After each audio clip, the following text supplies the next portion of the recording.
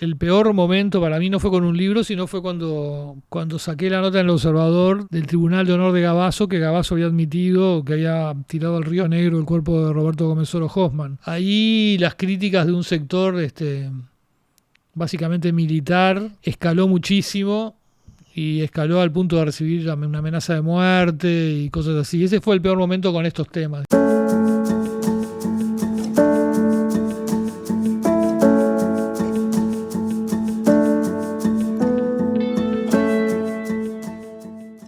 Bueno, arrancamos. Arranquemos. Leo, hablamos más temprano y me dijiste que tu día empezó hace bastantes horas. Empezó 6:30 de la mañana, habría que hacer la cuenta, pero son unas cuantas ya. Hoy fui a desayunos informales. Me levanto, odio levantarme temprano a esa hora. Entonces me baño de noche, dejo la ropa pronta. Es decir, no desayuno, hago todo lo posible para dormir lo máximo, y eso 6:30. Más que eso no puedo, porque vivo lejos del canal. Y bueno, ahí empezó mi día, llegando para desayunos informales temprano. Después fui a almorzar con mi madre, que es una rutina que tenemos los jueves. Después la tuve que dejar medio rápido hoy de vuelta en su casa, porque tenía hora para sacar la libreta y era en Atlántida para conseguir... ¿Tenías hora vos o ella? Yo. Ah. La tenía vencida, se pira la libreta, me di cuenta de golpe, y para conseguir un número rápido saqué en Atlántida, que había números. En Montevideo, en Ciudad de la Costa, faltaban. Así que volaste para allá. Volé para allá, llegué a mi casa de Atlántida, que demoró bastante sacarla igual. Yo tengo que hacer una rutina de caminar o hacer deporte todos los días por un problema que tuve hace años de salud, y eso es como una cosa fija que la cumplo a rajatabla. Así que hice la caminata y me dio para tirarme 15, 20 minutos hasta venir acá, digamos. ¿Y tirarte es ver un poco celular, un poco de tele o dormir?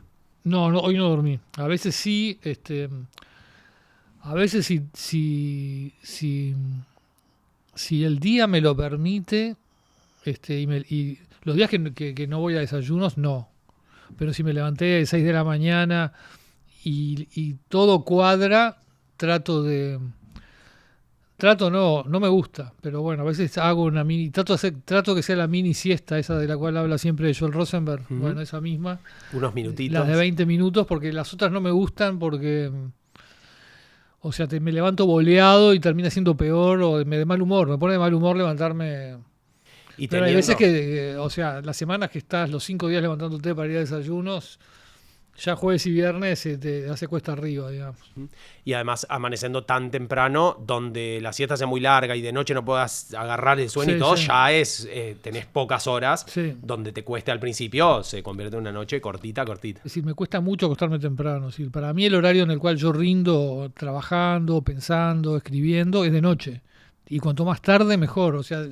Si fuera por mi horario natural, es acostarme 2, 3 de la mañana y levantarme 8, 9, por ahí. Ese sería como mi ideal, y tuve suerte muchos años. Por ejemplo, el periodo previo a estar en la televisión, que trabajaba en una agencia internacional de noticias, Associated Press, que los jefes estaban en Buenos Aires, que lo que pedían era que uno se reportara entre 9 y 10 de la mañana, que la oficina estuviera abierta, que era mi casa, así que era tener la computadora prendida. Todos esos años pude cumplir a rajatabla con mi gusto de acostarme tardísimo, es la hora en la cual no hay mensajes, no hay WhatsApp, no hay mails, la casa está en silencio, y quizás haya también algo natural. Es decir, viste que está la famosa división de búhos y alondras. Soy un búho 100%. Ok, o sea que estás yendo ahí a contrapelo de tu naturaleza. Totalmente. Bien, bueno, para que el televidente lo valore. Cada vez que te vea, incluso dormido... No, y la televisión es peor, porque si vos decís, entrás a trabajar, yo qué sé. Suponé que fuera un medio escrito, ¿no? Vos llegás, tenés que leer la prensa, te haces un café, entras en la rutina de a poco. Calor. Acá se te prenden las cámaras y tenés que estar... Al mediodía, en modo mediodía desde el principio. Exactamente, tenés que estar atento, ¿viste? En fin. ¿Cómo definirías el periodismo? ¿Qué es el periodismo? Me vienen varias definiciones a la cabeza. Una, la que usaba en clase, que era gente que le cuenta a la gente lo que le pasa a la gente. Esa me gusta mucho. Tengo un amigo, Jorge Burel, periodista también, que dice que el periodismo es la única profesión en la cual te pagan por formarte en público. También es verdad, uno siempre está aprendiendo, siempre está hablando con gente que sabe más que uno y te estás formando, siempre estás aumentando tu formación trabajando. ¿Alguna otra más rimbombante de esas que tiene que ver más con el poder, la democracia? ¿Te llegan esas o no te identificas tanto? O sea, creo sí, lo digo, creo que, no sé si no lo dije hoy por algún motivo, pero no me cuadra con el día que acabo de relatar, salvo que me haya olvidado de algo. No, lo dije ayer.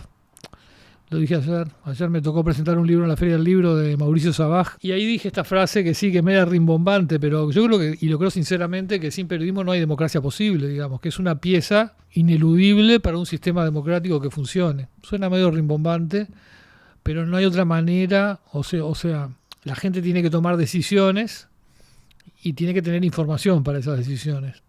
Durante muchos años el periodismo tuvo el monopolio de brindarle a la gente la información que tuviera disponible. Ese monopolio lo perdimos, no lo tenemos más, no existe más el monopolio. Ahora hay otras maneras, pero aún así creo que el periodismo sigue siendo central en la ecuación. Es decir, y daría para analizar por qué, por las otras maneras como son, en fin, todo. Pero en definitiva, para que la democracia funcione, la gente tiene que tener información. Y esa información, si bien hoy se puede conseguir de varias maneras, el periodismo es una central todavía. Eso es lo que yo creo. Y sé que es rimbombante, pero bueno, sinceramente creo en eso y por eso, bueno, vale la pena también levantarse a las 6 de la mañana, en fin, hacer todo lo que uno hace, digamos. ¿Y vos por qué llegás al periodismo? Llegué medio de casualidad, o sea, no sé si de casualidad, pero trabajosamente llegué. Era muy disperso en mis gustos, lo cual es propio del periodista, porque al periodista le interesa todo. Entonces me interesaban muchas cosas y no empecé, por ejemplo, en mi generación, que fue una poquísima generación, creo, no sé si no hubo uno o dos nomás, que eran dictadura. Habían hecho un plan que había que elegir en tercero de liceo, el primer filtro ya era en tercero de liceo, éramos muy chiquilines. Ahí elegí científico por una cuestión como que los inteligentes tenían que elegir para ese lado. ¿Te iba bien? Me iba bien en matemática, en fin, y tal. Entonces era como lo natural sin tener idea lo que quería. Surgían ideas como, no sé, veterinaria, porque me gustaban los animales, pero cosas completamente, ¿no?, dispersas y tal. Cuando entré a ver que no era, hice unos exámenes de cambio de orientación para humanístico, pero dentro de humanístico de vuelta se daba eso, que los que más o menos le pegaban a la matemática tenían que agarrar economía y los demás derecho. Me metí en economía. Y después seguí ese trillo, aprobé. Ya me empecé a dar cuenta que tampoco era tan crack en matemática, porque matemática de sexto me costó, aunque la salvé, pero ya había matemática A, B y C, y la C me costó horrores. ¿En economía? En economía, sí. Uf.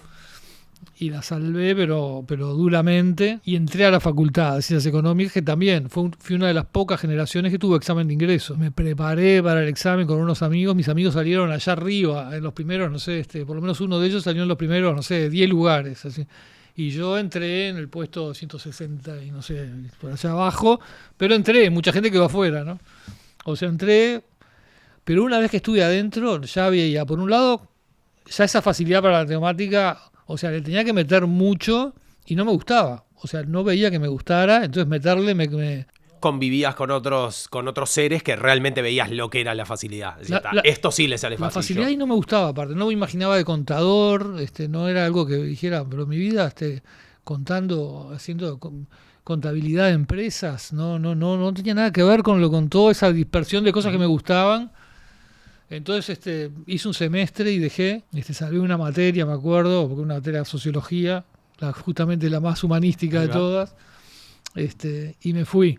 Y me fui con una enorme duda, ahí sí no tenía idea de que mi padre tenía una farmacia, iba a dar una mano a la farmacia, pero tampoco, o sea, no lo veía tampoco como un plan, quería estudiar algo, pero no veía qué, y ahí una persona, un psicólogo me dijo, de esos que hacían como orientación vocacional, pero ¿qué te gusta? Y le dije, me gusta todo y nada, no sé.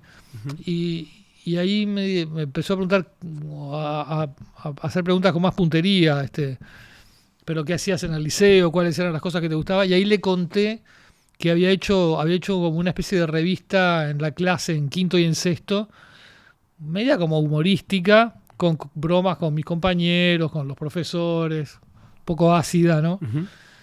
Y me dijo, bueno, hay una carrera en el Instituto de Filosofía, Ciencias y Letras, que era lo que era en aquel momento antes de la Católica, se llamaba así, estamos en la dictadura todavía, donde hay una carrera de Ciencia de la Comunicación. ¿No te gustará eso? No tenía idea. Bueno, yo también tenía que presentar en mi familia algún plan, porque ya había pasado un semestre prácticamente. Estaba pensando eso, cuando yo estudié comunicación estaba el chiste ese de cuando le decís a tu abuela estudio comunicación, te pregunta, ¿y eso se estudia? Me imagino, varias décadas antes. Claro, no era universidad, había muy poca, la carrera se había abierto 3 o 4 años antes, había 3 generaciones para atrás, no muchas más. Ahí había algunos de los que ya estaban, que los conocí después, ¿no? Pero que estaba Gustavo Rey, por ejemplo, que fue una de las primeras generaciones. Pero era muy incipiente, muy chico. Y muy también, con defectos, porque bueno, verde. Una cosa que empezaba muy verde, ¿no? Pero bueno, fui y me gustó.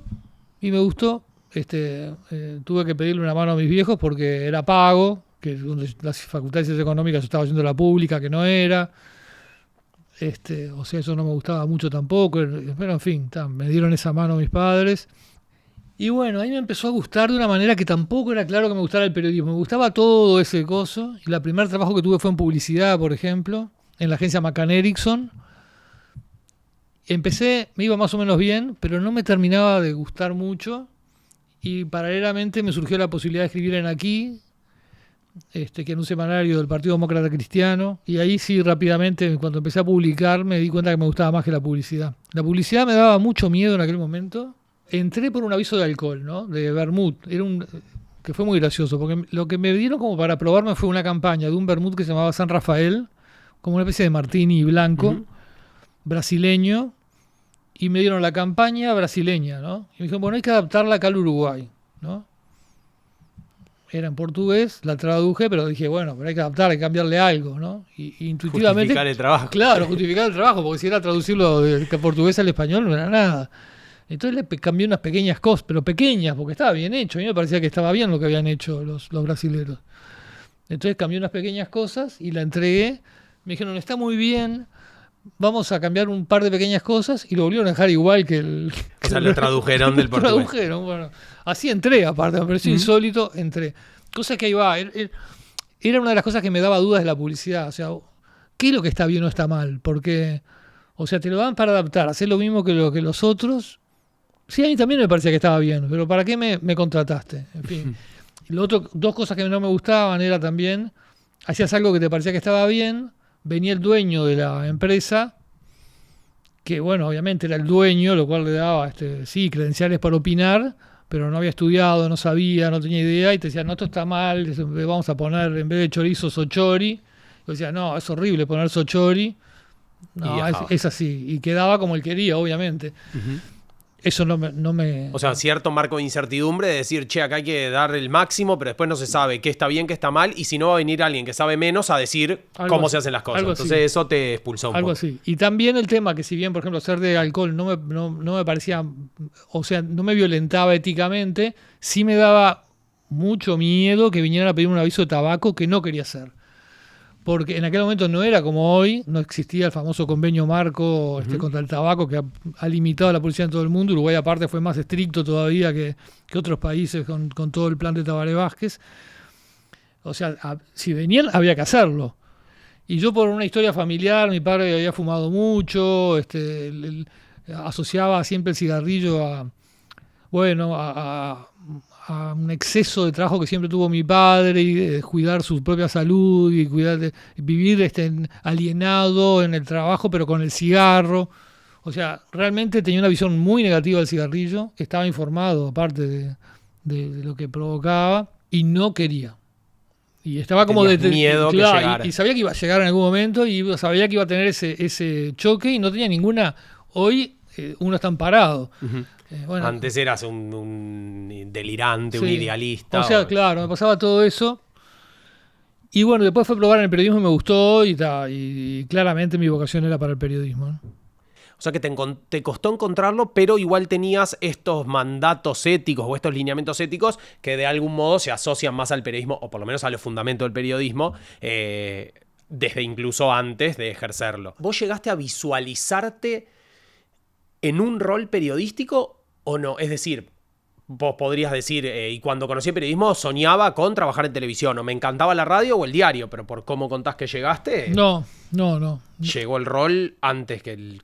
Sí, sí, así es, fue así, llegó el rol antes que la imaginación. Facilidad para escribir tenía, digamos, ya escribía la revistita esa, o sea, redactando me iba bien en secundaria, digamos, es decir, pero tampoco que era descollante, ahí entramos otra polémica que está instalada, si se escribe, cómo funcionaba la educación, que la gente aprendía a leer y a escribir mejor antes que ahora, pero bueno, en fin. Mis compañeros escribían bien también, eso es lo que quiero decir. No es que eras un dotado para la escritura, escribía la escritura bien, promedio era buena. Claro, la escritura promedio era buena.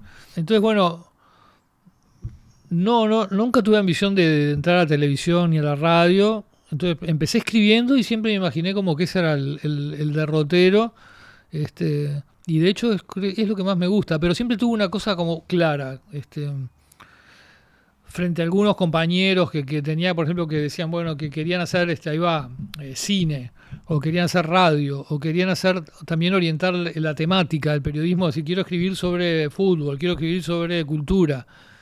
Que acá en el Uruguay eso, como lo tuve claro desde el principio, no me podía amputar nada. Así, tenía que estar atento a lo que hubiera de oferta y de posibilidades, porque el mercado ya era chico en aquel momento y se ha ido achicando casi que permanentemente, y ese siempre era un consejo que también daba en la facultad. Decir, bueno, no te gusta mucho el periodismo, no sé, agropecuario, pero te salió una posibilidad de trabajar en un programa que es de agro. Mirá que todo campo tiene su atracción, su interés. En todos lugares vas a encontrar historias interesantes. Siempre tuve esa visión, porque no. ¿Y el periodismo se ejerce igual en el periodismo agropecuario que en el periodismo deportivo, que en el periodismo político? En el deber ser debe ser igual. Después en los hechos no es igual. O sea que en la teoría vos te sale un trabajo de periodismo agropecuario, sos estudiante o estás arrancando, igual te va a dar unas buenas bases, aunque no te importe el agro y tu sueño sea ser periodista de otro tema. En el mundo del agro hay mucha interacción con las empresas, digamos, un periodismo que las radios dan espacios para programas de agro si vos te lo financiás. Entonces, obligadamente el periodista que hace agro tiene que vender, porque entonces eso ya te hace un condicionamiento, que vos lo podés ver cómo lo manejás. Lo manejan algunos mejor, otros peor. En el periodismo deportivo, bueno, ahí hay cosas que se ejercen mal, digamos, que no. O sea, si vos vas a ver el informativo y viene, no sé, hoy Orsi anunció tal cosa o Delgado anunció tal otra, no te van a decir enseguida, y qué horrible este anuncio, no tiene sentido, eso, qué burrada, ¿no? Te lo van a decir y vos procesalo. Vos lo procesás, o si no, el informativo en algún momento tendrá un analista que vendrá en otro momento y explicará qué le parece en esas medidas que proponen, o las comparará, pero no es junto. En el fútbol te dicen, Bielsa puso a Mengano y es incomprensible que lo ponga porque Mengano es horrible. O sea, viene la mezcla. Viene digerido. Viene todo mezclado, información, opinión. Eso no debería ser así, pero ocurre con bastante frecuencia en el deporte. Pero no debería. O sea, el ABC del periodismo debe ser el mismo siempre. ¿Me contás ese ABC? ¿Cómo es? Quiero ser periodista, no tengo idea, pero me suena que me gusta. ¿Cómo arranco? Hay un eje que es ciertas técnicas que no son muy complejas, de cómo escribir para un medio de prensa, cómo hablar en la radio, cómo hablar en televisión, qué tipos de notas se pueden hacer, y cada una tiene algunas determinaciones en su estructura, en su estilo. Eso es todo como un eje de cosas que hay que aprender, y se pueden aprender relativamente fácil. No son muy complejas.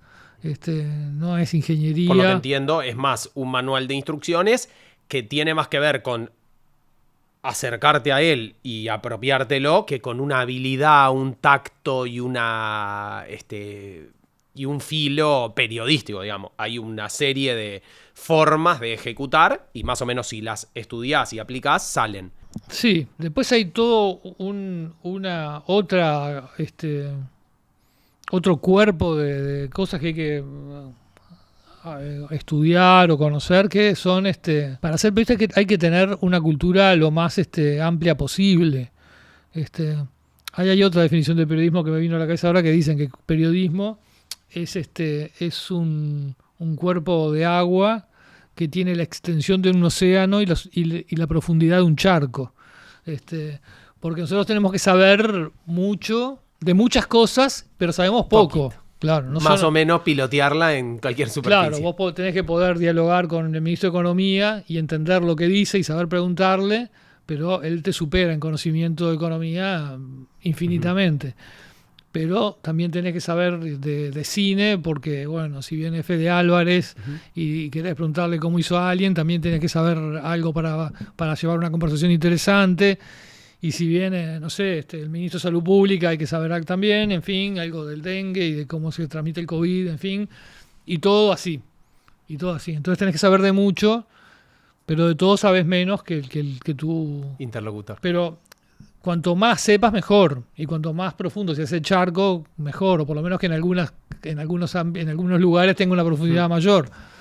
Entonces, una buena formación en periodismo tiene que tener historia, tiene que tener historia política, historia mundial. Es imposible meter todo lo que necesitas. Entonces, cuando hacen las carreras ponen filosofía, a veces psicología, historia.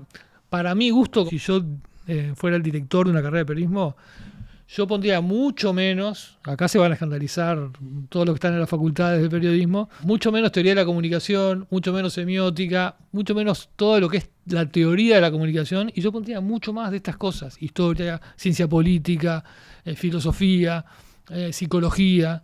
Me parecen mucho más útiles. O sea, para mí me parecen mucho más útiles en lo que ha sido mi vida. Y de hecho leo mucho de esas cosas, y me parece que le rinden mucho más a un periodista. O sea, ahí tenemos como otro cuerpo. Que es un bagaje cultural y un manual de ejecución. Exacto. Digamos. Y después necesitamos también todo una cosa que vos la dijiste recién, digamos, que es cómo aplicar todo esto. Y ahí no hay muchas recetas, digamos, ¿no? El periodista,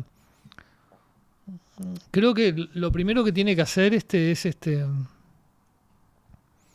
como ubicarse en qué es lo que va a cumplir en la sociedad, porque hay gente que quiere llegar al periodismo como para incidir decisivamente en el rumbo de la sociedad. O sea, yo quiero, influir.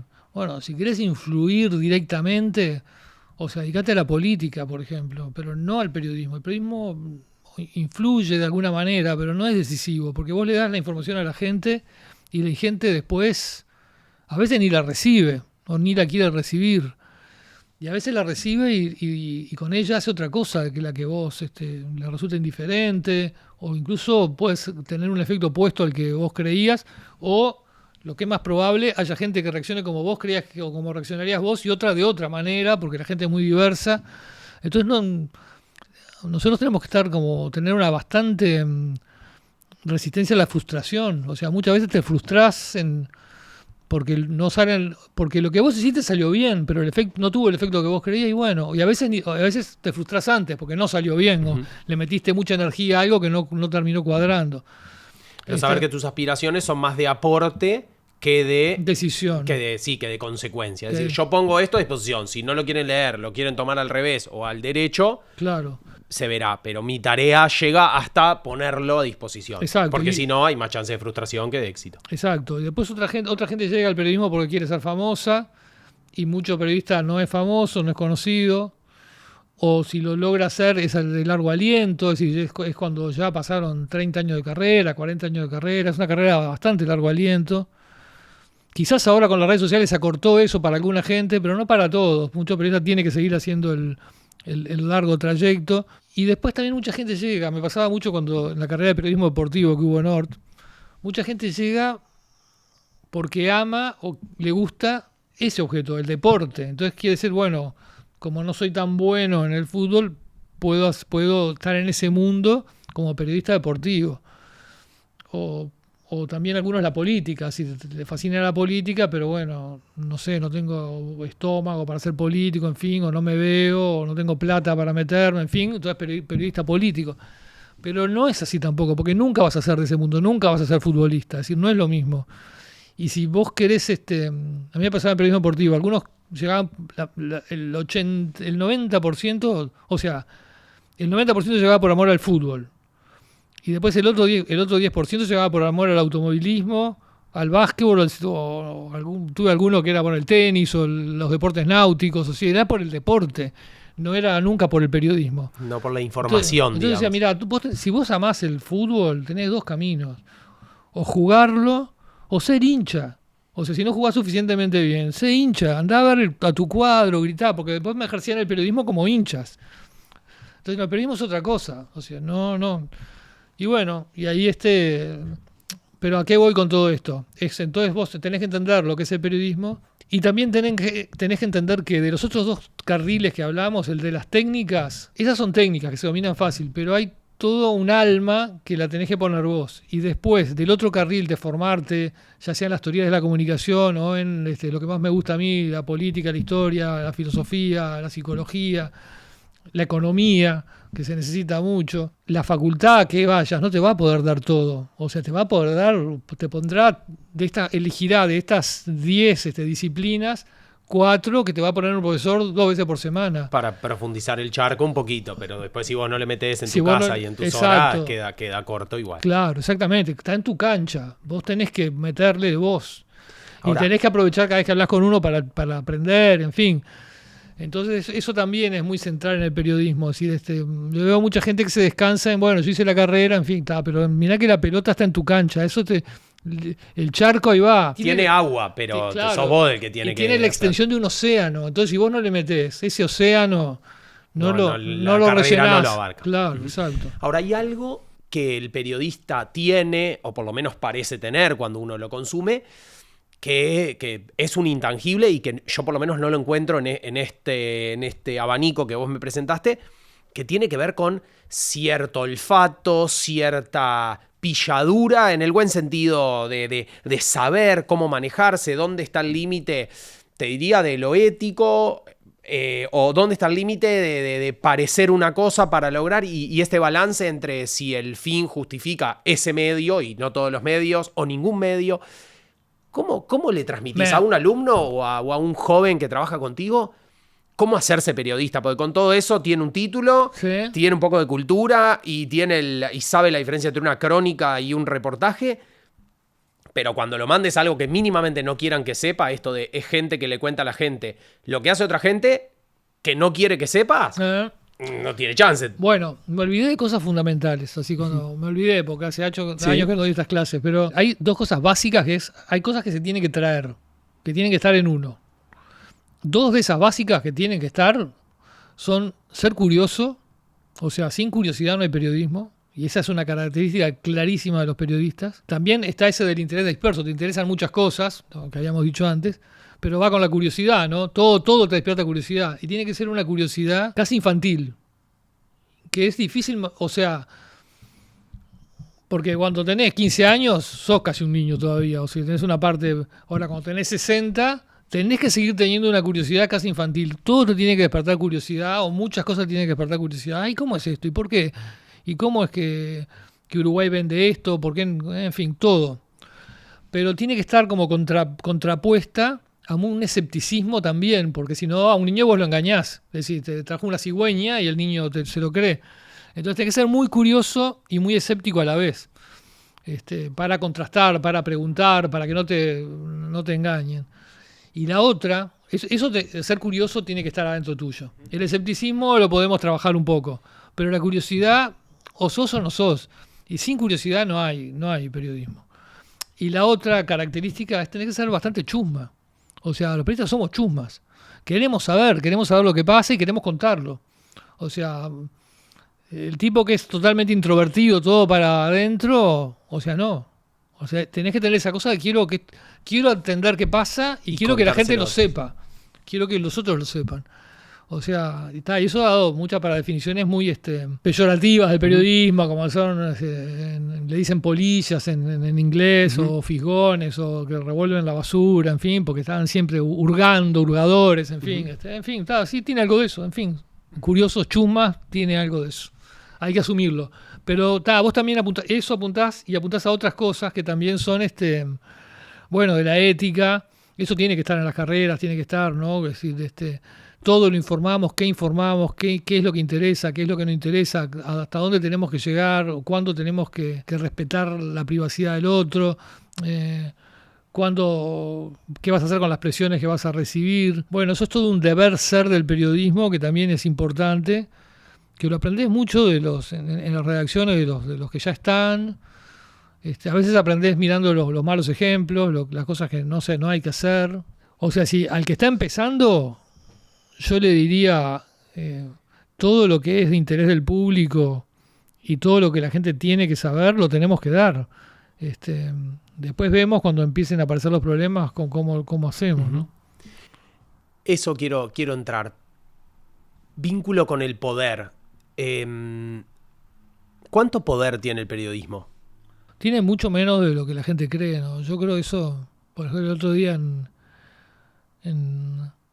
Séptimo Día hubo una especie de debate con todos los candidatos de los partidos chicos, y había un par de candidatos claramente antisistemas, y todos, más o menos todos, como eran partidos muy menores, eran como 5 o 6 partidos, hablaban de la casta, refiriéndose al elenco político más conocido que componen los políticos de los partidos que están en el Parlamento, ¿no? El Frente Amplio, el Partido Nacional, el Partido Colorado y algunos otros partidos menores que también ahora ya forman parte de la casta. Y en un momento yo les dije, bueno, ustedes hablan muy peyorativamente de la casta, pero la gente vota eso que ustedes llaman la casta, si el 90% de los votos o más del 90% van para ese elenco. Tan malos no serán. Y ahí saltó uno de ellos gritando, sí, pero los medios hegemónicos solo le dan voces a ellos, ¿no?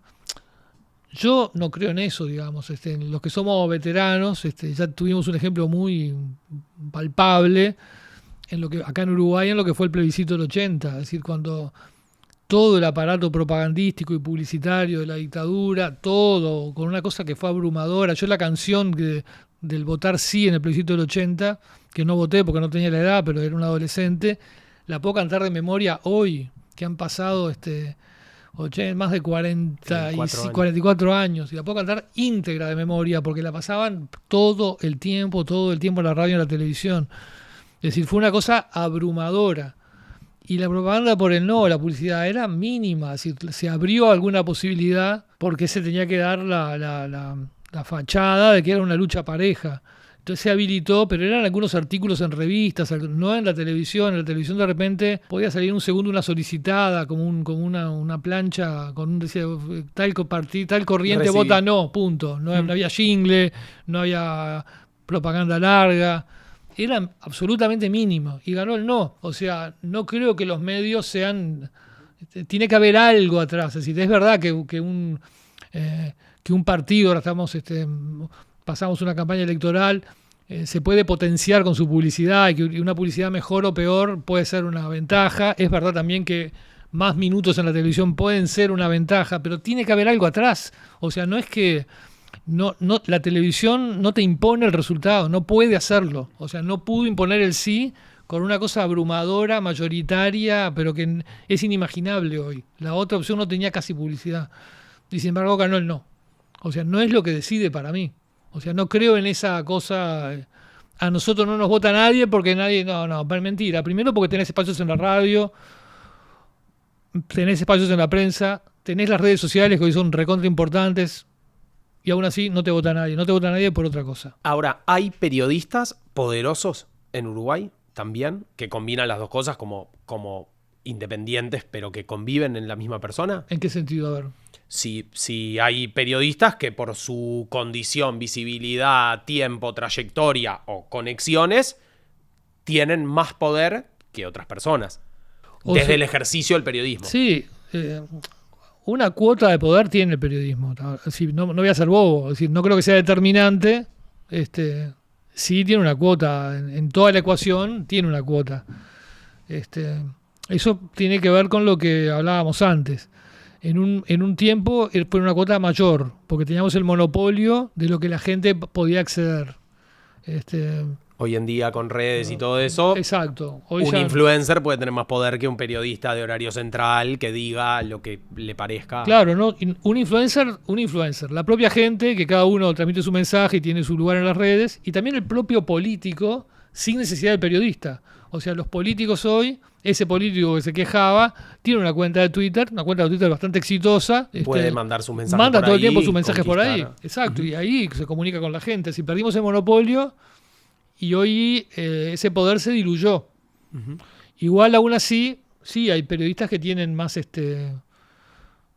más llegada, más prestigio, más espacios, y eso les da una cuota de poder, sin duda, ¿no? Que hay que usarlo con responsabilidad, y el hecho que hemos visto periodistas que han sido tentados para pasarse a la política en lugares importantes demuestra que, bueno, que por lo menos que alguien cree que arriman votos o que arrastran gente, ¿no? ¿Y el vínculo del periodismo con la política cómo es?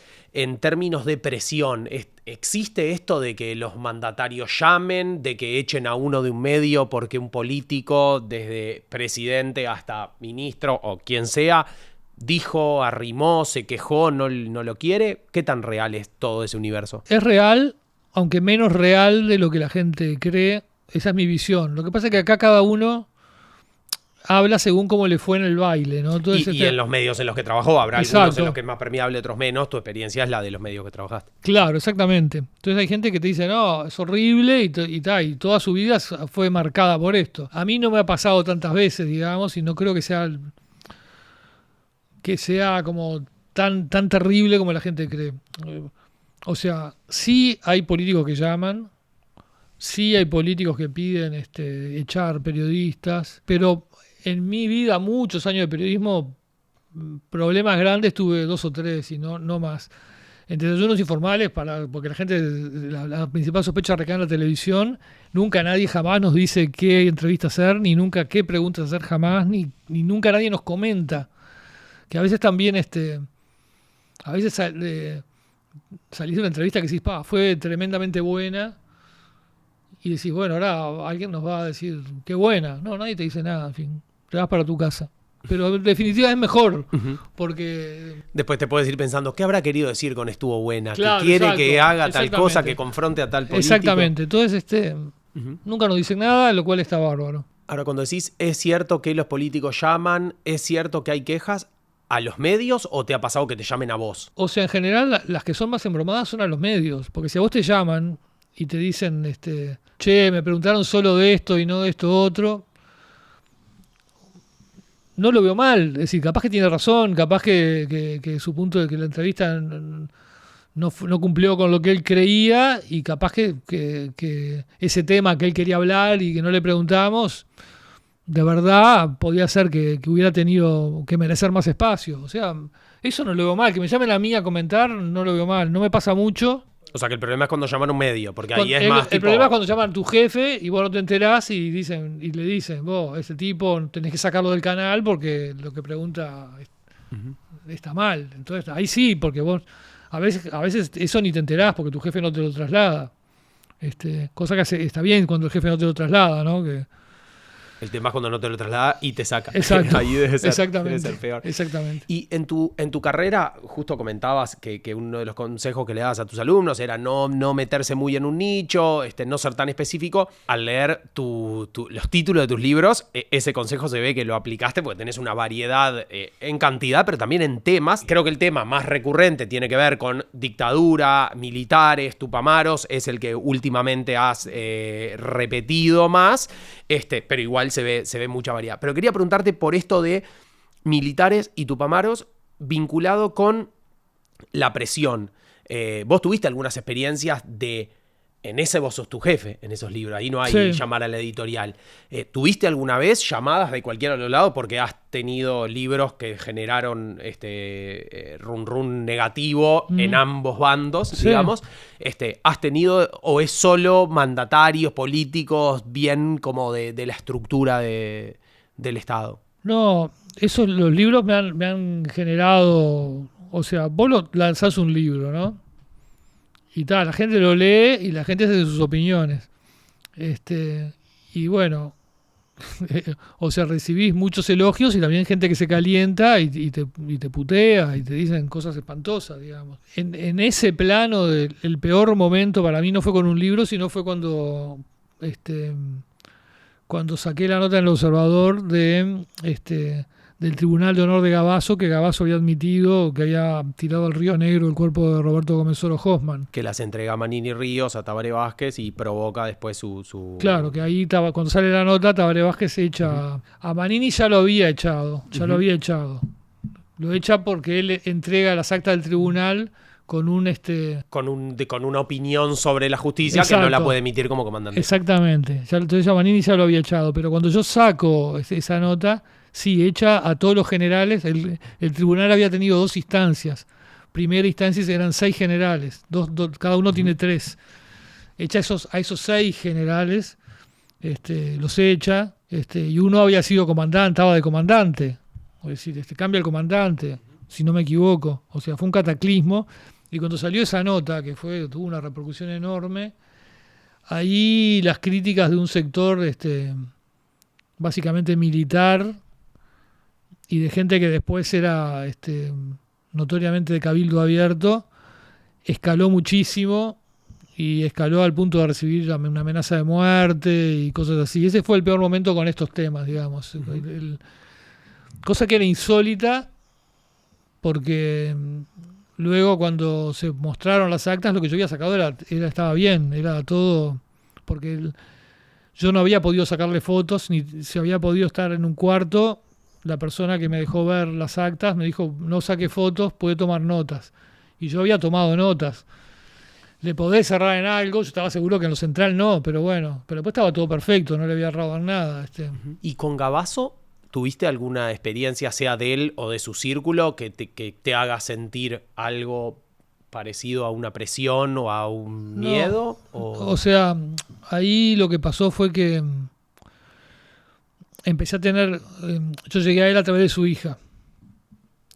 Tiene varias hijas. La hija que es abogada, que es su abogada. Y empezamos a tener las entrevistas y Gabazo me empezó a pedir que yo le mostrara las desgrabaciones. Y lo que pasaba era que yo hablaba con él, ¿no? Eran entrevistas muy duras, o sea, no en el sentido de que fueran violentas en el trato, porque Gabazo era amable en esos encuentros, o trataba de serlo. Pero bueno, yo repreguntaba mucho. Gabazo era una persona con un discurso muy estructurado, o sea, era muy difícil moverlo de lo que él quería decir y de lo que él sostenía. Y también una persona formada en contrainteligencia, que es algo que se ve mucho con la biografía que él escribió, su autobiografía, en la cual dice cosas que son ciertas pero que te llevan a caminos equivocados, digamos. Es una cosa que se estudia y se trabaja, digamos, ¿no? Es decir, como para despistar. Como para despistar. Por ejemplo, te pongo un ejemplo. Cuando hablaba de sus compañeros de escuela y liceo, en ese libro que es su autobiografía, claro, yo lo iba leyendo y iba anotando para llamar a esa gente para, bueno, ver cómo era en el liceo, ¿no? Porque yo quería escribir sobre él también. Y todos esos que él nombraba con nombre y apellido, con amigos del barrio, todos eran ilocalizables. Eran o habían muerto, o se habían ido, no sé, a un país lejano hace 40 años. Eran todos callejones sin salida. Ninguno conducía algo que vos pudieras. En cambio, después encontré yo por la mía otros que sí, que recordaban haber sido sus compañeros de liceo, que tenían cosas para contar de él, no estaban mencionados en su libro. Entonces, bueno, de hablar con él te daba mucho siempre de ese tipo de cosas. Y él, después que yo llegaba a la siguiente entrevista, él me decía esto siempre. ¿Se acuerda que usted me preguntó por tal cosa y yo le contesté tal cosa? Y eran las pequeñas cosas que yo lo había logrado mover de su estructura. Él se las recordaba y me las corregía de memoria. No sé si me grababa él o si tenía buena memoria y se acordaba y me las corregía. Y bueno, y yo me lamentaba, pero bueno, cuando una persona con la cual hablaste después te dice, no, ahí me equivoqué, si vos reproducís esa declaración, de algún modo... Sos deshonesto, tenés que hacerle caso. O marcás que no le crees o que te lo dijo después, o vas con la que te dijo que es correcta. Exactamente. Entonces, vos sentías que al comienzo desandabas una parte de lo que habías logrado en la anterior. Exactamente, y era muy poco lo que se lograba. Y ya desandabas una parte. Y él me pedía aparte verlas escritas. Y digo, vos, si yo se las muestro escritas... Me corrige todo lo que no... O sea, me lo escribe él. Me lo escribe él. Pierdo todo. Entonces yo no le llevaba. Entonces, finalmente, después de 3 o 4, me dijo, yo suspendo acá porque usted no me trae las cosas. Y eso me lo reprochó la familia después también. No haberle llevado, pero era imposible porque era... perder toda validez de las entrevistas, porque ya el mecanismo estaba de corrección posterior ya estaba funcionando sin mostrarle lo que había dicho. Imagínate si le dabas esa instancia. Exactamente, esa fue como el único. Él me lo reprochó, después me lo reprochó su hija, en fin. Pero bueno, yo tenía que hacer defender el trabajo, no había otra.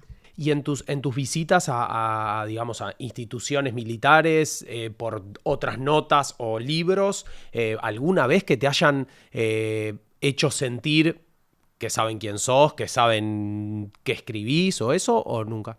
Por ejemplo, una persona que llamé, que hoy falleció, el oficial de la Armada, Juan Carlos Larcebó, que es otro de los que estaba acusado murió en prisión, ¿no?, de graves violaciones a los derechos humanos.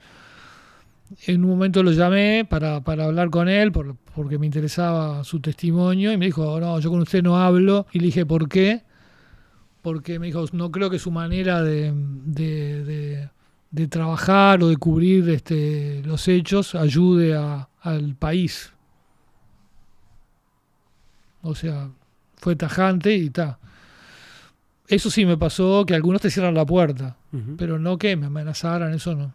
Salvo en el episodio de aquel en el cual sí recibí un par de amenazas, incluso una de un oficial en actividad del ejército, y en una entrevista en Canal 4, yo dije, me aproveché, porque en ese momento me entrevistaba a todo el mundo, y en una que fui a Canal 4 dije que había oficiales del ejército que en las redes sociales estaban poniendo mensajes que eran amenazantes, y dije, a ver si el comandante da la orden de que un oficial en actividad no puede estar en las redes amenazando.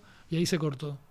Así que ese fue el momento peor en ese sentido. Ahora que mencionás entrevistas en todas partes, está la famosa carta de tu renuncia a la docencia que generó entrevistas en todas partes. De hecho, cuando la busqué en Google para repasarla, me costó mucho encontrar el artículo de tu blog, de tantas notas que hay en Uruguay, en toda Latinoamérica, en habla hispana, sobre la carta. Me costó mucho llegar a la carta. Es impresionante. ¿Cómo llegas a la docencia? ¿Surge o en algún momento dijiste me gustaría volcar esto que vengo aprendiendo y en parte este intangible que tiene explicarle a alguien cómo se ejerce el periodismo? Supongo que en la facultad se transpirará un poco. Llegué medio de casualidad porque Alejandro Blut, que era el editor de la revista Punto y Aparte, él daba clase en la Católica y en aquel momento había como ayudantes y fui su ayudante. Y ahí eras muy joven yo, o sea, tenía muy pocos años más que los alumnos. A partir de ahí fue que siempre hablé de usted a los alumnos, porque ahí que la diferencia de edad era mínima, tenía que poner una barrera, porque si no era un relajo, entonces ahí empecé a hablar siempre de usted y lo mantuve toda la vida después. En algún momento Blut dejó y quedé yo de algunos cursos y ya me gustó y seguí. Y me gustó mucho, y lo hice muchísimos años, ¿no? Después pasé a la ORT. De esto de tratar de usted a los alumnos, ¿tenés un momento de corte? ¿Pasa el tiempo? O sea, porque después esto es muy chico y terminan siendo tus colegas, tus compañeros, o mismo te los cruzás por ahí 10 años después que dejaron la facultad, y tenés un momento en el que decís, bueno, ¿ahora es el nombre de pila o más o menos? No, decidí, lo tuve que decir, siempre me hablan de usted, o sea, todos me hablan de usted todavía, o en general, salvo alguno que... Bueno, claro, si alguno trabajás mucho tiempo juntos, está. Pero en general los que me encuentro cada tanto me hablan de usted y yo los trato ya no de usted. Ya no los trato de usted. Los desconfigurás. Claro, pero cuesta, muchos siguen con el usted. Ojo que yo también le hablo de usted a todos los entrevistados, por ejemplo, en desayunos. Creo que soy el único de la mesa que se mantiene siempre en el usted. Y mis compañeros, algunos de mis compañeros, nunca hablan de usted, sino de de voz, y después hay alguno que según el entrevistado usa el usted o usa el... Y después no faltará alguno que arranca con el usted y después se le va por falta de... A mí me pasaba también. Eso pasa, eso cuesta, sí. Hay una historia, o sea, yo de tus clases conocí al periodista y escritor alemán Günter Wallraff. Ok. Y vos tenés una historia particular con él. Wallraff es un periodista, está vivo, ¿no? No sé cuántos años tiene que estar veterano, pero cada tanto lo busco y sé Nació en 1942. 1942 que tiene. Así que tiene 82. 82. Un fenómeno que llevó el periodismo a un límite ético que es discutible, que es el siguiente. Él sostenía que para conocer la verdad de algunos hechos, porque el periodismo supuestamente, o supuestamente no, en ese decálogo, en esa ética, nosotros tenemos que contar verdades, pero también respetar la verdad en el camino. Yo no te puedo decir a vos, mirá, yo vendo drogas, ¿no? Entonces para hacerte creer, y entonces vos digo, no, vos compra drogas, ¿sí? ¿Por qué? Porque yo le dije, no sabíamos si... o sea, vos no podés hacer eso porque estás mintiendo, porque la otra persona capaz que nunca en su vida hubiera comprado drogas y vos no le mentías, en fin. No es así.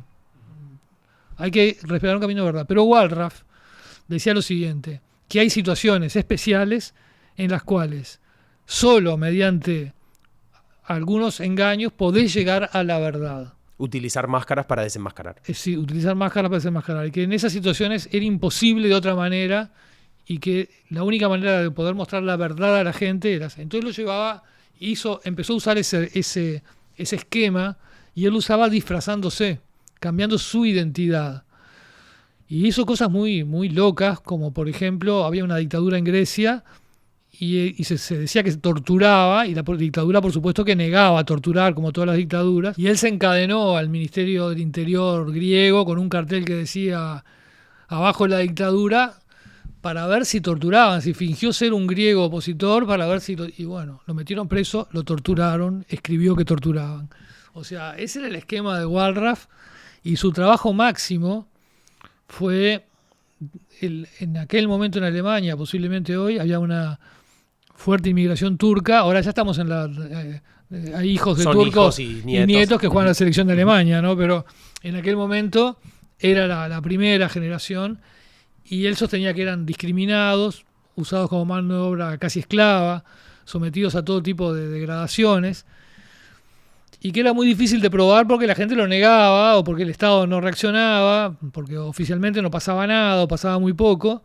Entonces él dijo, bueno, ¿cómo es la vida que llevan los turcos? Y entonces se disfrazó de turco, fingió ser un turco, se tiñó el pelo, se puso lentes de contacto, asumió la identidad de un turco, y así entró a vivir una vida de turco, separado de su familia. 3 años estuvo así. Su mujer finalmente se divorció. Es decir, su mujer no resistió el trabajo y publicó un libro llamado Cabeza de Turco. Y el libro es espectacular. A mí leerlo me quemó la cabeza, ¿no? O sea, denuncia todo lo que se decía y no se admitía. Exacto. De parte de... Pero hizo el trabajo, o sea, trabajó en una mina de carbón. A los turcos no le daban todo lo que era legal, que era máscara antigás, todo, chalecos para... Y escuchaba en alemán, que supuestamente no entendían, claro, lo que él entendía porque era alemán, todo lo que se decía. Sí, a esto, hacer esto. Y bueno, o sea, escupió negro por el carbón que tuvo que tragar meses. O sea, se jugó la salud, se jugó el matrimonio, se jugó todo por contarle a Alemania cómo... Después le hicieron juicios. McDonald's tuvo mucho... Cada capítulo es un trabajo distinto, porque no se conformó con la mina, sino que fue conejillo de indias de la industria farmacéutica, trabajó en una mina de carbón, trabajó en McDonald's, después también fue a una funeraria a decir que estaba a punto de morir, y que quería que el cuerpo lo llevaran a Turquía, y ahí contaba cómo lo trató un cura y cómo lo trató la empresa, cómo lo trataban horrible. Bueno, hizo una cosa muy loca, que esa que me pareció que esa fue como que fue a un partido de Alemania-Turquía, en medio de los hooligans alemanes que eran de ultraderecha, con una banderita turca, y ahí la policía lo tuvo que rescatar porque lo iban a matar directamente. Pero bueno, el libro está buenísimo. Fue un libro que se tradujo a muchos idiomas. ¿Y vos te encontraste con él? Claro, yo o sea, alguna época de mi vida ahora un poco aflojé porque primero porque estoy más viejo y segundo porque mi mujer me mata, pero cada vez que viajaba yo tenía que hacer algo de periodismo, es decir, realmente una cosa que hoy, o sea, ahora cuando viajo me voy de vacaciones. Uh-huh. Yo hoy estoy hablando con un gran viajero. Pero en aquel momento, esos primeros, era joven y aparte viajaba solo, con amigos, no con mi pareja. Y entonces siempre hacía algo de periodismo. Y en aquel viaje fui un viaje a Europa y estaba determinado a encontrar a Wallraff. Quería encontrar a Almodóvar también, que no lo conseguí. Pero a Wallraff quería entrevistarlo. Y algunos más. Almodóvar me acuerdo que hice el intento y perdí. Wallraff hice el intento y cuando ya había pensado que no me iban a contestar, yo ya tenía como base la casa de un amigo en Ámsterdam y de ahí salía para distintos viajes. Y ya cuando ya era prácticamente el último que volví a Ámsterdam para ya como no iba mucho más, llego y tenía una llamada o una carta, no me acuerdo si era una carta postal o un mensaje que me había tomado mi amigo, de que estaba dispuesto a una entrevista y que me daba un lugar donde encontrarnos y todo. O sea, ¿Y él estaba medio escondido o era así? No, estaba escondido porque él tenía todo tipo de vendetas. Claro, lo estaban buscando. Lo buscaban para vengarse y también él vivía también haciendo otros, o sea, estaba en otras, con lo cual tenía identidades varias, muy misterioso todo. Me citó en una estación de tren de una ciudad llamada la ciudad de Colonia. En la ciudad de Colonia, en Köln. Y bueno, él nunca me había pasado. Me dijo, yo voy a estar vestido de tal manera con un diario bajo el brazo. De película. De película. Y bueno, así nos encontramos. ¿Y vos tenías algo o era...? Me pidió que llevara algo, sí. Creo que un diario bajo el brazo también, algo así, ¿no? Y nos encontramos, me llevó a su casa. Fue alucinante para mí, ¿no? Poder entrevistarlo. Lo entrevisté en la casa mucho rato. Después fuimos a comer a un restaurante griego, me acuerdo que era un personaje que todo el mundo ahí lo conocía, que era el restaurante del barrio donde él estaba. Y la entrevista fue la entrevista a un personaje, porque lo que yo quería preguntarle era, bueno, ¿cómo es posible que 3 años te separes de tu vida para ser otro? ¿Cómo es posible que te juegues el matrimonio? ¿Cómo es posible que dejes las comodidades de tu casa? Porque vivía en una pensión donde vivían los turcos y a la casa iba a saludar a la mujer cuando nadie lo veía, una vez cada 2 semanas o una vez o sea, había desaparecido. Y bueno, y el tipo cuando hablaba de su trabajo le brillaban los ojos, o sea, era su vida, era un apasionado de lo que hacía, ¿no? Para mí fue una inyección de periodismo tremenda haber estado con él, ¿no? Y después publiqué la nota acá mezclándola con fragmentos de Cabeza de Turco, que es el título del libro que lo hizo famoso, ¿no? Y al principio comentabas, bueno, que él se mueve en una línea ética un poco cuestionable y explicabas eso, entonces intuyo que puede ser una inspiración para vos, pero quizá no un referente, o sí lo es. No, es un referente, sí. Porque creo que, o sea, el periodismo no es física, no es como que las leyes son inmutables. Es una actividad humana en la cual, bueno, depende mucho de tu ética y de cómo hacer las cosas. Muchas veces te pones ante dilemas que esto hay que hacerlo o no hacerlo, o esto comunicarlo o no comunicarlo. Creo que lo que hizo viola un principio, pero creo que lo viola necesariamente. Las preguntas que haces para ver si es ética o no es, ¿hay otra manera de informar esto o no hay? ¿No? ¿Hay otra manera o no hay? Lo que voy a registrar, ¿es importante que la gente lo conozca o no lo conozca? Entonces, bueno, creo que él cumplió. O sea, creo que era importante que Alemania supiera cómo trataban a los turcos. Creo que de verdad no había otra manera. Entonces yo me lo banco, digamos. No es una física. Cada caso merece distintas respuestas. ¿Cómo dirías que fue tu experiencia como docente antes de llegar a la carta, que es el final, pero digo, estuviste muchos años? Para mí fue buenísimo. O sea, mucha gente que quedó con la idea de que para mí fue un calvario. Al revés, para mí fue ultra gratificante. Quizás por eso fue tan grande mi frustración, porque me gustaba tanto y resultaba tan bien, por lo menos para lo que yo esperaba, que cuando entró a flaquear y a no funcionar, o sea, no lo pude manejar, o sea, porque otra gente te lo maneja durante años. Yo no, yo quería volver a lo que era y no lograba que volviera a ser. Resumime la carta desde lo que vos te acordás. Yo la leí ayer, así que la puedo resumir. Fue una catarsis. Llegué a mi casa después de dar la última clase y la escupí.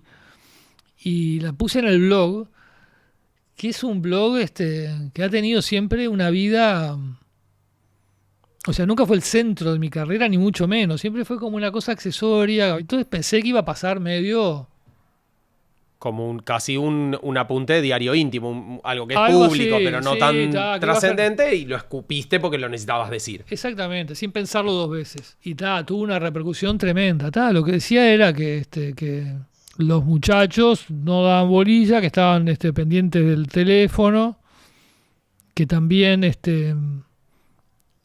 venían arrastrando problemas de secundaria graves, que no sabían escribir, por lo cual uno cada vez tenía que empezar más atrás. Creo que es algo que sigue hoy, que las universidades están todas haciendo cursos remediales para secundaria. Habría que ver si el problema de secundaria o no es de primaria también. Yo no sé dónde nace exactamente el problema, pero es un problema que sigue. Entonces, bueno, también había una gran desinformación, o sea, una genialidad total de la realidad. El otro día me decía un colega, por primera vez en el mundo hoy, para esta campaña electoral actual, vos podés llegar sin saber nada y sin necesidad de saber nada de quiénes son los candidatos. Hay todo un mundo paralelo que igual realmente podés vivir, y por eso el aviso de Ojeda en el gimnasio, porque es tratar de conectar con ese mundo. Entonces, bueno, yo también hablaba de eso, de esa genialidad, porque no... Una manera de enganchar con el periodismo es a través del día a día. Si vos vieron qué horrible, que murieron, se quemó una casa de salud en Pan de Azúcar y se murieron seis viejitos quemados vivos.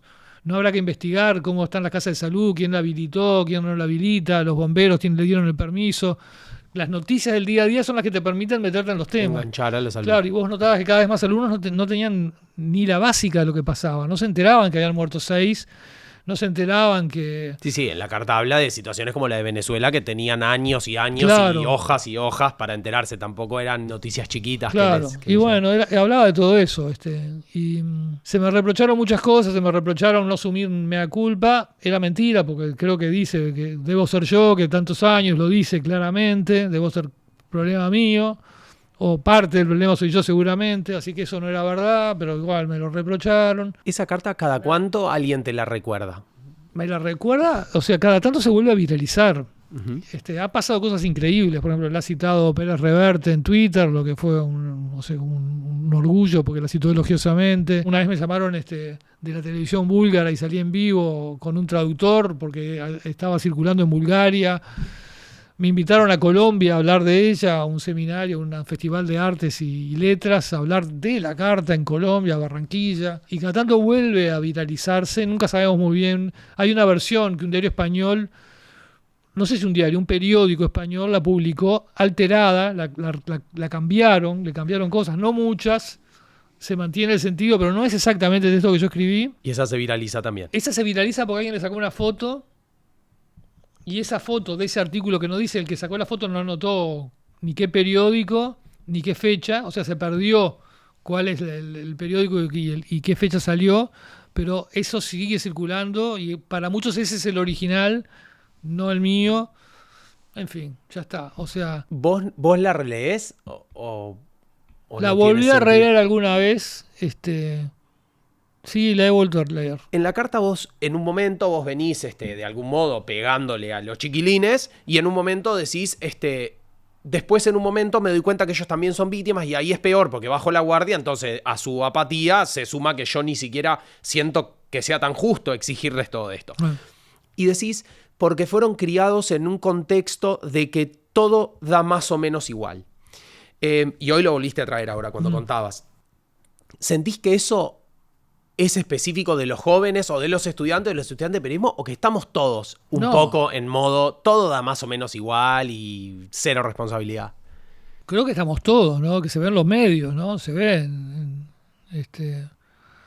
se ven los medios, se ven la apatía, después dicen por qué la apatía en la campaña electoral, por qué la apatía con las cosas que pasan importantes. Y a un tipo que hace periodismo y trata de poner al servicio información y lucha con la frustración de que a veces no tiene el efecto que uno busca, sí, o hasta el contrario, dice, no puedo creer que escribí esto y entendieron esto a la -1. ¿Cómo le cae ver que está todo el mundo, o sea, que cada vez nos importa menos todo incluido lo que vos escribís, lo que vos opinás, lo que vos analizás, lo que vos hurgás y denunciás y exponés. Me la banco, digamos, hace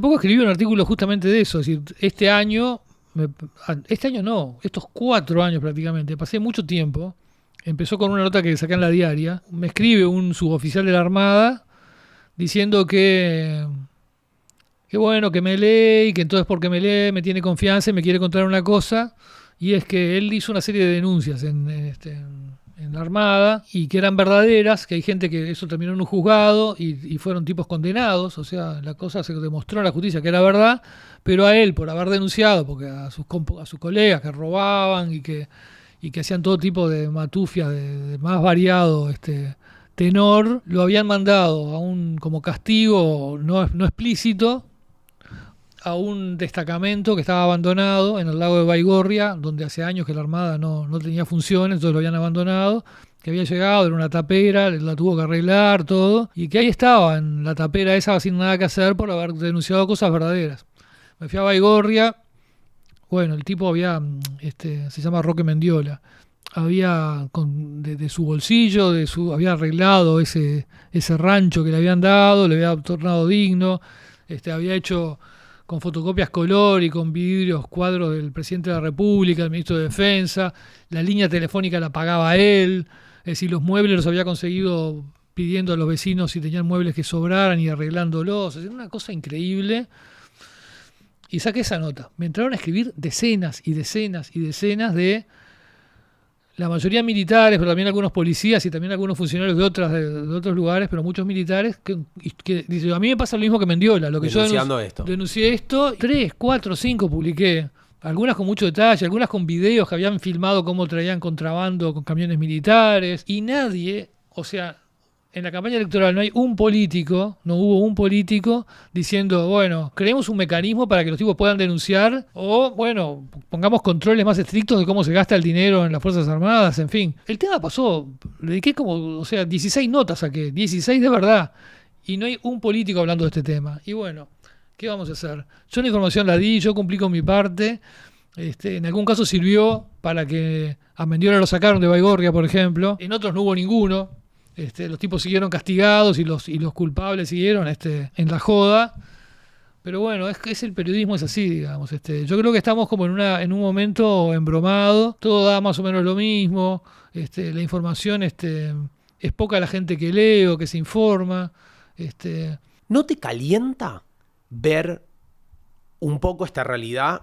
Y también, y acá opino, personal, pero opino, el rol que muchos periodistas cumplen en nos da todo lo mismo. Me calienta, lo que me calienta, y en mi blog hay algún artículo sobre eso, es el festejo de no saber, el festejo de la incultura, el festejo de la ignorancia, el celebrar la ignorancia y igual es lo mismo decirlo bien o mal, igual es lo mismo no saber nada que saber.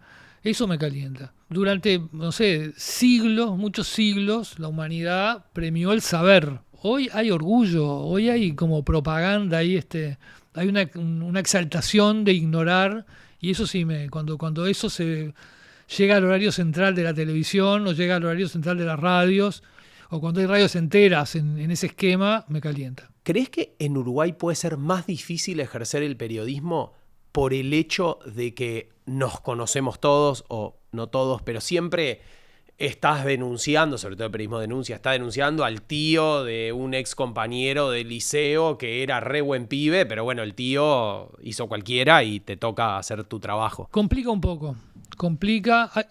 Hay varias cosas que complican. El ser chico complica por eso y complica por otras cosas más como estructurales, que cuando hoy hablábamos si había presiones políticas, yo dije, bueno, hay, pero no son tantas como la gente cree. Para mí la que más hay, que la gente no la ve o no se da cuenta tanto, y que es más influyente que la política, es la presión empresarial. Y ahí sí influye mucho que somos chicos, porque por ejemplo vos pensás un medio en Argentina, en México, en Estados Unidos, en Alemania, en España, se sostiene con muchos avisadores porque son economías muy grandes, hay muchas empresas grandes, entonces vos vas a publicar algo que a una empresa grande no le cae bien, esa empresa va a llamar, o sea, va a hacer saber por su agencia de publicidad o por el que le maneja o por los avisos del mes que viene. Claro, va a hacer saber que no le cae bien y que si vos seguís, lo más probable es que saquen los avisos. Y al medio no le va a gustar. O sea, ningún medio quiere perder un aviso. Pero si vos tenés 100 y sabés que el tema es importante, sabés que es un tema ético y el tema lo tiene que saber la gente, y bueno, podés ir para adelante porque tenés 99 más. Ahora, en Uruguay no hay. En Uruguay son 5 o 6 los avisadores. Entonces cuando uno viene y te dice, no, esto no, el dueño es difícil, es mucho más difícil decir que no, es mucho más difícil. Y eso ocurre en un grado extremo en el interior todavía, donde muchos medios se sostienen con el aviso de la intendencia, que es lo único que hay. Entonces la dependencia de la intendencia es muy grande. Y en Montevideo mismo, que es más grande, y bueno, son 10 empresas privadas grandes y después SUTE, ANCAP y la intendencia, o sea, sos mucho más permeable que en otros países. Entonces, influye lo que vos decís, nos conocemos todos, somos todos primos, eso lo dijo la Nata cuando vino a Canal 12 a hacer un ciclo y lo cortaron, dijo en Uruguay son todos primos y no se puede hablar de nadie porque enseguida tocas un callo, y lo que termina complicando mucho más es que antes los medios de prensa eran de los partidos o de gente que quería influir en la realidad, ya sea porque estaba en un partido o porque tiene una visión cercana, ¿no? Entonces, bueno, vos agarrás el país y vos podés decodificar el sesgo que puede tener, porque vos sabés que es qué influencia en la realidad quieren tener, entonces cuando los temas se tocan con esa realidad, podés abrir más los ganchos. Exacto. Que cuando hablan de cricket. Lo mismo en brecha, ¿no? Ahora, una empresa que la compró un conglomerado que también tiene una compañía de teléfonos y también tiene una multinacional que fabrica sopa y usa un colorante que es cancerígeno, entonces no salen notas sobre colorantes. ¿Vos cómo sabés que ese canal, esa radio también tiene una empresa que fabrica sopa? No sabés. El tema del colorante está prohibido porque fabricamos la sopa con el colorante y no vamos a dejar nunca que salga. Pero los lectores no dicen, yo de colorantes me informo con este otro porque sé que claro, nunca lo va a dar porque no sabe ni que él lo toca. No podés decodificarlo. En cambio, el país vos decís, bueno, me quiero enterar de otro punto de vista, voy, compro la diaria o brecha y ahí tengo los dos. En esta otra manera es mucho más complejo. Por eso vivimos en un mundo mucho más opaco, mucho más difícil de entenderlo, mucho más. Por eso la gente siempre está con los ganchos, con la política. Los políticos no influyen, esto. Sí, influyen, sí, pero es mucho más fácil de contrarrestar. El que es complicadísimo y la gente no lo ve porque no te enterás es el del tramado empresarial. Ese es mucho más complicado. ¿Para ser periodista hay que ser buena persona? Eso lo dijo Kapuscinski, que es otro famoso. O sea, queda incómodo porque estoy diciendo, bueno, yo tengo que ser buena persona, pero hay que ser, sí, porque hay que, o sea, mil veces vas a estar en el dilema. Sé que va a ser un impacto, sé que me van a pagar, pero es de buena persona hacer eso, digamos. Nadie me va a meter preso porque es una cosa ética. ¿Estás haciendo un bien a la sociedad o estás haciendo un mal? Bueno, muchas veces pasa por eso. Yo creo que sí que hay que ser bueno. Pero obviamente, como todos tenemos defectos, ¿no? ¿Pensás que a futuro el periodismo se va a fortalecer después de un tiempo, años, décadas de crisis? ¿Va a encontrar un lugar o que es una gráfica que sigue para dónde va? Quisiera creer que se va a encontrar, pero ya empiezo a flaquear en mi optimismo. Me acuerdo de una charla que tuve con un amigo, con Marcelo Figueredo, pero también colega, en la cual yo le dije, como que empezaba a crecer esto de internet y Facebook y todo, y le dije, la gente quédate tranquilo, la gente siempre va a querer saber las noticias, ¿no? Hoy ese optimismo no lo tengo ni ahí, porque veo muchos años de declive. O sea, éramos hasta hace unos años un ejército que se batía en retirada, pero todavía peleando organizadamente, ¿no? Íbamos retrocediendo todo, disparándole al enemigo todavía. Ahora ya es un desbande prácticamente, ¿no? O sea, capaz que es mi pesimismo de viejo. Y que alguien joven como vos lo ve que hay posibilidades, pero en general veo una caída, pero miles de colegas en el mundo siguen peleando, ¿no? Y yo mismo sigo levantándome a las 6 de la mañana, seguimos dando la batalla. Esperemos que en algún momento el viento cambie. Gracias, Leo. Muchas gracias a vos.